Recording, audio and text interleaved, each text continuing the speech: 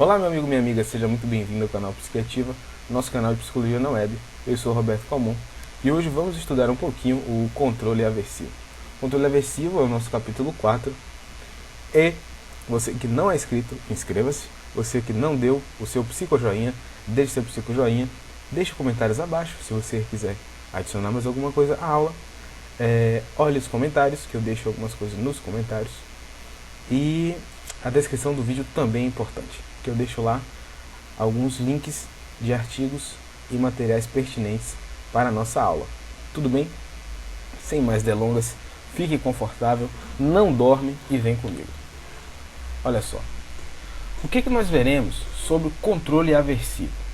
Nós vamos então definir o controle aversivo e dentro desse controle aversivo nós vamos ter a punição e o reforço negativo. Nós vamos diferenciar a punição e o reforço negativo e saber por que ambos são tidos como controle aversivo. Vamos exemplificar alguns comportamentos mantidos por contingência de reforçamento negativo, muito fácil para você entender e conseguir aí reforçar esse comportamento de estudar e não esquecer, ok? Vamos também discutir algumas consequências comportamentais do reforço negativo, como a fuga e a esquiva. Perdoe se passar algum caminhão, é provável que passe um caminhão, que não é possível, parece que estão fazendo 326 obras na minha rua e todos os caminhões do mundo estão passando aqui. Mas enfim, vamos falar um pouco também sobre a punição positiva e negativa para você aprender de uma vez que troço é esse e nunca mais confundir punição positiva ou negativa com algo ruim, tá? Com algo negativo porque é ruim, com algo positivo porque é bom. Isso aí não é linha de raciocínio para você aprender o que é punição positiva e negativa. Beleza? Vamos diferenciar algumas correlações entre punição e extinção. A gente vai perceber aí algumas peculiaridades e semelhanças entre elas, mas no fundo vamos perceber também as suas diferenças. Belezinha? E no final de tudo, o que eu acho mais bacana é o que a gente vai vislumbrar aqui, que é na verdade a tabela ninja. Eu vou fazer uma tabela para você nunca mais errar aquelas questões que você olha na prova e fala assim: será que isso é reforço positivo? Será que isso é reforço negativo? Será que é punição positiva? Será que é punição negativa? Então você vai lembrar automaticamente dessa aula e não vai errar essas questões, vai aprender, vai ficar uma pessoa feliz, alegre e contente. Belezinha? Então pessoal, isso aqui é o que veremos na aula de hoje. Não durma e continue comigo. Pois bem, vamos definir o controle aversivo. Mas antes, uma pequena pausa. Gente, a análise do comportamento, ela vai se basear no que a gente chama de análise dos três termos. Essa análise dos três termos, como o próprio nome diz, tem três termos. É mesmo, é? Nossa, que descoberta. Óbvio. Nós temos esses três termos. Quais são esses três termos? Nós temos o estímulo, nós temos a resposta e nós temos a consequência. Mas o que é que nós estamos estudando agora nesse momento? Nós estamos estudando isso aqui, essa relação. A relação da resposta ao comportamento com a sua consequência. Nós deixamos de lado, por enquanto, por uma questão didática, somente isso, os nossos estímulos antecedentes, ou estímulos contextuais, ou contexto. Beleza? Então, se atente para a seguinte questão. Nós vamos estudar agora a relação entre resposta e consequência. Beleza? E nesse momento, nossas consequências são de quais tipos? Quais são as consequências que nós estudamos? Quais são as consequências que existem? Muito fácil. Nós temos a punição, a consequência punitiva, e nós temos o reforço, onde, isso aqui é assunto para a próxima aula, onde o reforço aumenta a frequência da minha resposta e a punição diminui a frequência da minha resposta, certo? Basicamente isso. Então o que é que nós estamos estudando aqui? Nós estamos estudando a relação entre resposta e consequência. E consequência existem dois tipos. Quais são esses tipos? A punição e o reforço. Ok, galerinha? Nós já estudamos o que no capítulo 3, se eu não me engano, acho que é o capítulo 3. Capítulo do comportamento operante, né? Capítulo 3, estudamos o reforço. O reforço, ele aumenta a probabilidade de responder, tá? Dentro do comportamento operante, os estímulos reforçadores aumentam a probabilidade do comportamento emitir a mesma resposta. Belezinha? Então, entendido isso, o que é que nós estamos estudando? Estamos estudando essa relação resposta-consequência. Vamos mais à frente para estudar esse bicho aí, que é o controle aversivo. Mas antes, uma grande pergunta. Por que o reforço e punição, aqui no caso o reforço, eu esqueci de colocar, mas seria o reforço negativo, né? O reforço negativo e punição são conhecidos por controle aversivo, né? Olha só, eu tirei lá do Moreira e Medeiros, na página 64, da edição de 2007, a seguinte frase: é aversivo porque o indivíduo se comporta para que algo que não aconteça. A maioria de nossos comportamentos, ou grande parte do nosso repertório comportamental, é modelado para o quê? Para evitar determinadas estimulações aversivas. Então, gente, o reforço negativo, o que é que ele vai fazer? Ele vai retirar do ambiente, eu já estou adiantando aqui um pouco da aula, ele vai retirar, por isso o nome negativo, tá? Vai retirar do ambiente um estímulo aversivo, ok? Então ele retira alguma coisa. Então o que a gente faz? Alguns exemplos aqui, ó. Ir para a aula para não levar falta. Quando eu vou para a aula para evitar a falta, ou seja, a falta é um estímulo aversivo. Você vai ter lá no seu boletim falta, você pode ser reprovado por falta. Então, para evitar, olha só, evitar, nós nos comportamos, emitimos respostas que são o que? Aprendidas, né?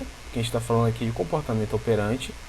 Eles são aprendidas e modeladas pelas suas consequências, e nós, por exemplo, também evitamos andar na rua utilizando o celular para não ser assaltado.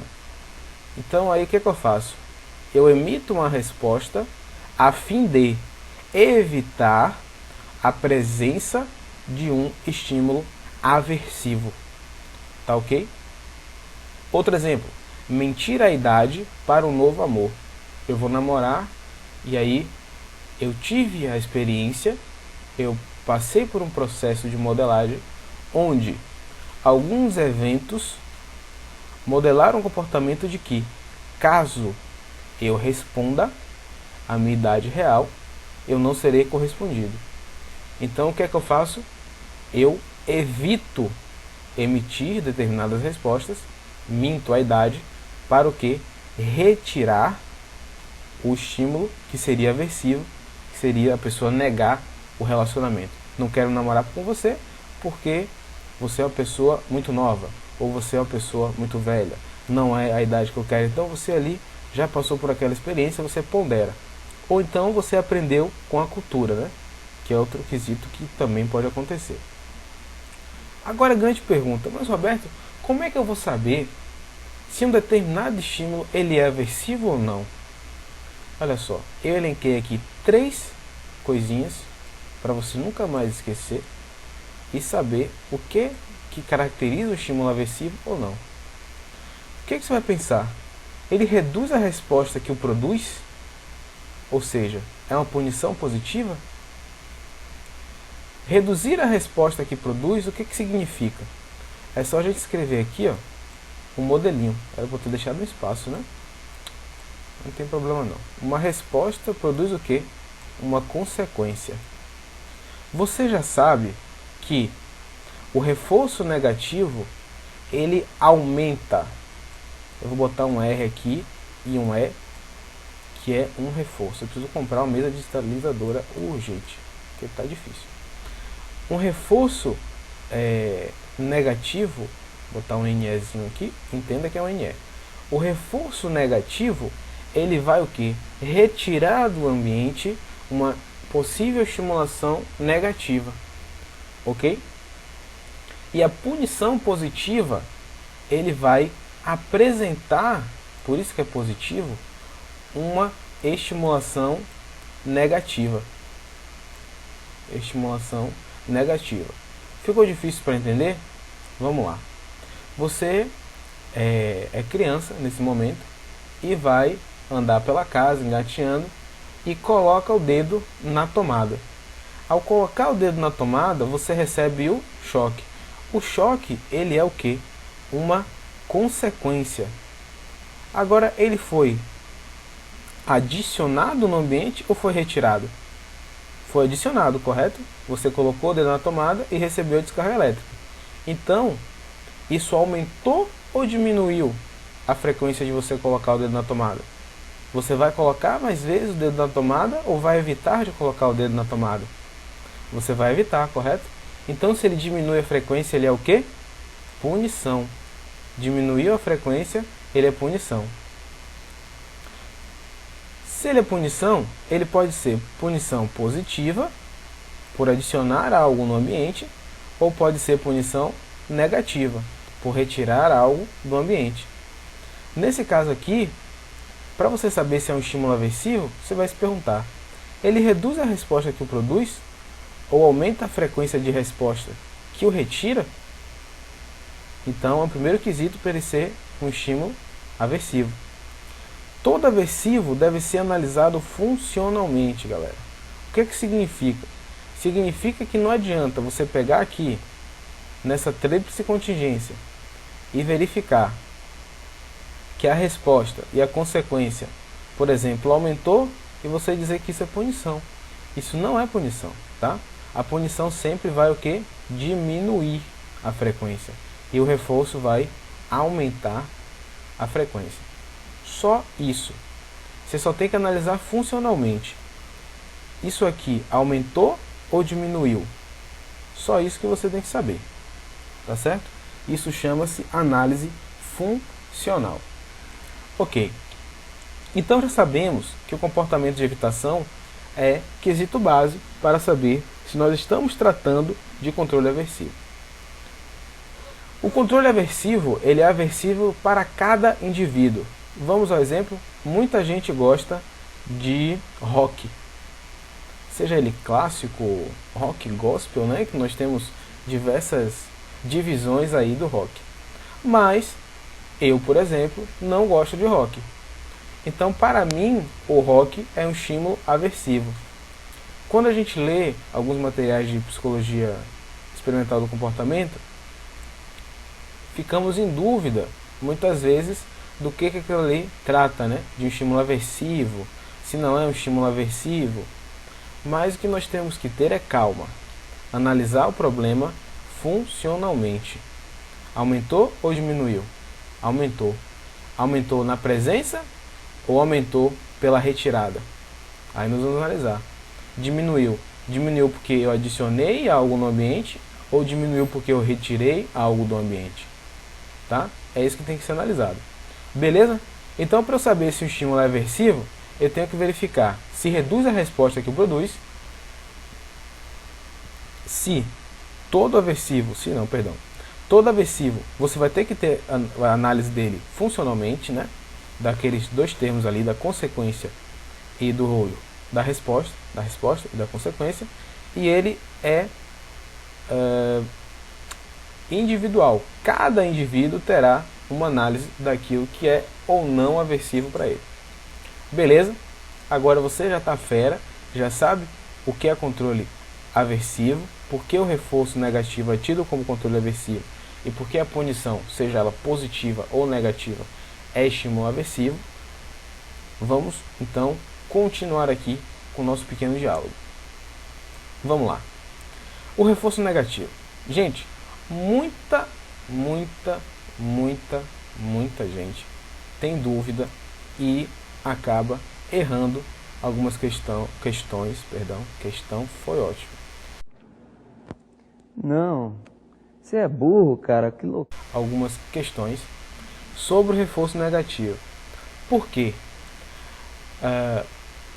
No nosso cotidiano, a gente utiliza o termo negativo como algo que? O ruim, né? Então essa terminologia que nós utilizamos no cotidiano acaba atrelando um significado que não é o mesmo significado utilizado nas ciências do comportamento, principalmente na análise do comportamento, que é a ferramenta metodológica de prática do behaviorismo radical. Então olha só, você tem que se lembrar que a análise experimental do comportamento é uma ciência o quê? Natural. E sua linguagem pode parecer complexa, mas na verdade não é. Vamos ao exemplo então da soma e subtração.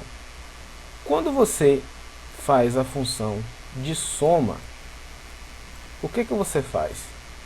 Você pega dois termos, vamos chamar aqui de N1, e soma com N2, por exemplo.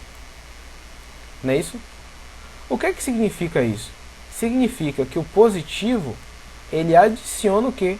Termos. Beleza? E a subtração, ele retira termos. Ou seja, o reforço negativo nada mais é do que uma retirada daquilo que está no ambiente. Tá bom?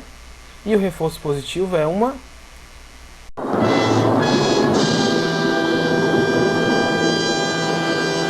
apresentação, exatamente.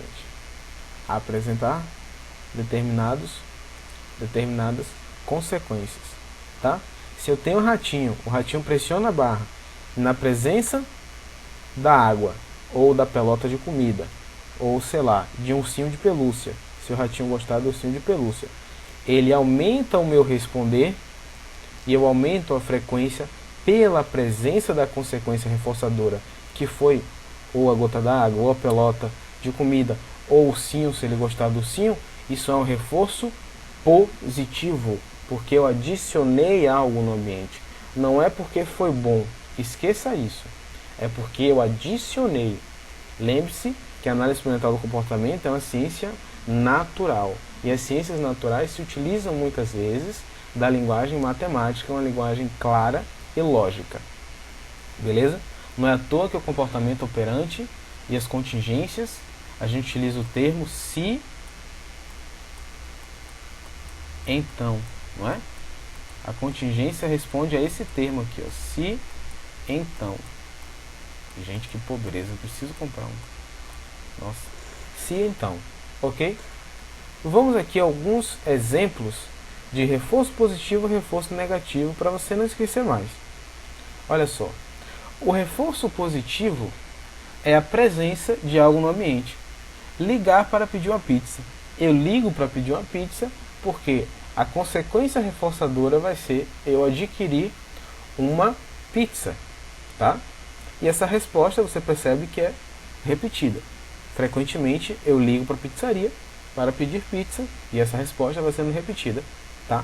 E aí quando nós fecharmos a análise das tríplices contingências, né, o estímulo, a resposta e a consequência, aí sim você vai entender a importância de se compreender a relação entre reforço e consequência para uma análise mais macroscópica. Então o que acontece? O reforço positivo, repetirei mais uma vez, é a adição de algo ao ambiente. E o reforço negativo é a retirada. Beleza? Então eu ligo para pedir a pizza por quê? Porque eu tenho a consequência da presença da pizza.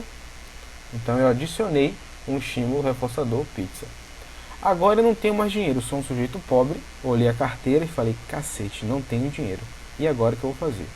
Eu ligo para a pizzaria e cancelo o pedido por não ter dinheiro.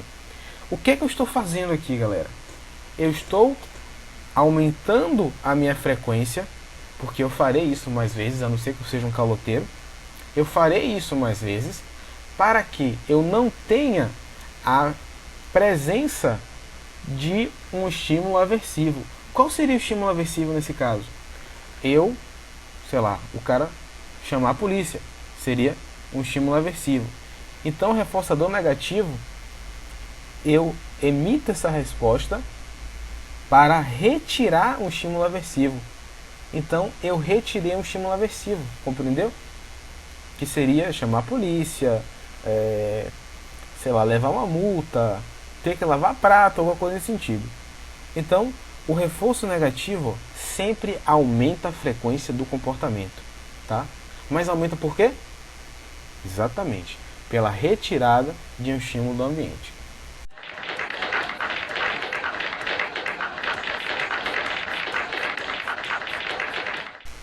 Um estímulo aversivo. Por isso que o reforço negativo e a punição, seja ela positiva ou negativa, está dentro do que a gente compreende como o controle aversivo, tá? Nosso comportamento é controlado, a coisa bonita, é controlado pelo estímulo aversivo, pelos estímulos aversivos. Tranquilo até aí? Já entendeu o que é reforço negativo? Não dorme, abre os olhos, não dorme e vamos continuar.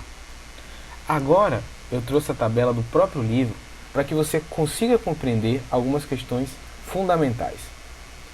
Gente, o reforço negativo, ele não aumenta a frequência? Aumenta. Você já está cansado de saber disso. O reforço negativo, ele não aumenta também a frequência? Olha que legal.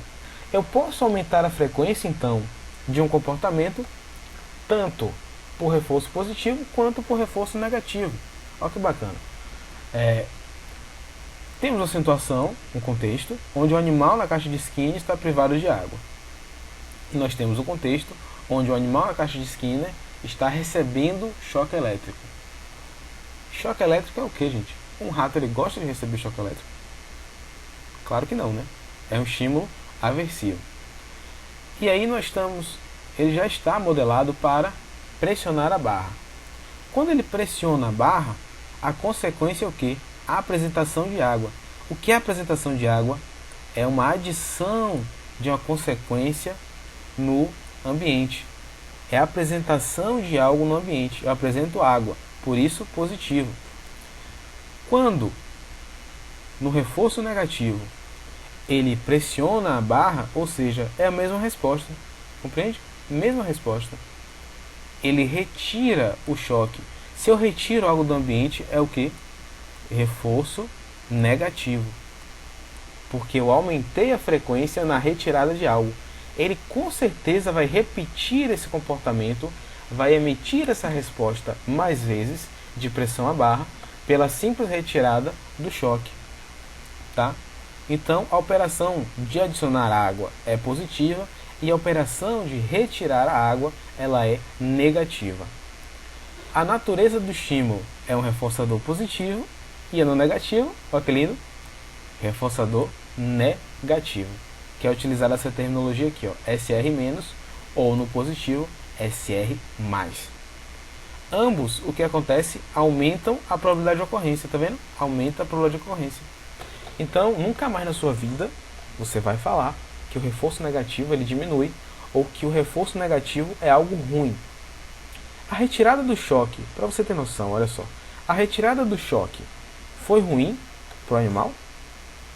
É óbvio que não, né? Ele retirou um estímulo aversivo. Tranquilo até aí? Então vamos um pouco mais à frente, ó. Olha só, nessa primeira parte, esse será, na verdade, o nosso último slide. Mas depois de eu explicar aqui alguns comportamentos mantidos por contingência de reforçamento negativo, ou seja, quando eu tenho sempre o reforçamento negativo, eu tenho algumas consequências específicas que a gente vai entender agora. Nós vamos assistir um filme não, né? Óbvio que eu não vou botar um filme inteiro aqui no YouTube, mas um recorte de um filme que eu gosto muito, que é o Forrest Gump. Você já deve ter assistido, e aí eu vou explicar nesse recorte que eu fiz do filme esses dois comportamentos específicos, que é a fuga, tá? E a esquiva. Beleza? Então vamos lá, olha só. Nós temos basicamente dois comportamentos que com certeza você já emitiu, ou eu já emiti, nós emitimos o tempo inteiro, que são dois comportamentos muito bacanas. É a fuga e a esquiva. Agora, qual a diferença entre esquiva e fuga? Então vamos ao exemplo de fuga, né?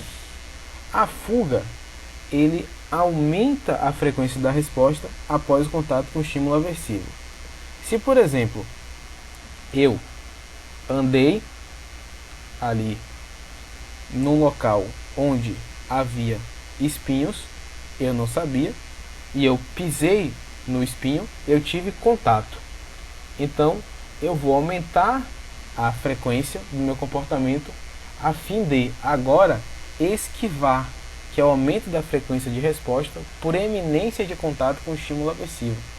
Então, ao andar ali pelo mesmo local ao qual eu já tive contato com o estímulo aversivo, eu evito andar por ali e nesse momento eu estou me comportando negativamente através da esquiva.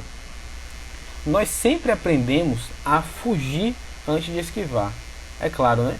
Primeiro a gente mete o dedo na tomada para depois evitar meter o dedo na tomada. Então, se eu sei que a tomada dá choque, o que eu faço? Eu evito passar perto da tomada, passar perto de cabos decapados e muito mais. Tá? Agora nós vamos ver um pequeno recorte do filme e durante esse filme eu vou colocar aí o que seria a fuga, o que seria a esquiva, e você nunca mais vai esquecer porque vai ficar bem tranquilo, tá? Então, até daqui a pouquinho. E cá estamos nós, meu gafanhoto, minha gafanhota, com Forrest Gump. Perceba que ele vai entrar em contato agora com o primeiro estímulo aversivo. A amiguinha vai dar a mão a ele e ele vai entrar em seguida com o segundo estímulo aversivo. E isso vai ser mantido por reforçamento negativo sobre a conduta de esquiva. Perceba que os colegas estão atrás dele e ele está na eminência de contato novamente ali com aquele pedregulho que enfiaram na cabeça dele. E eles estão agora correndo loucamente atrás de Forrest. E fique com a maravilhosa frase desse filme: corre, Forrest, corre.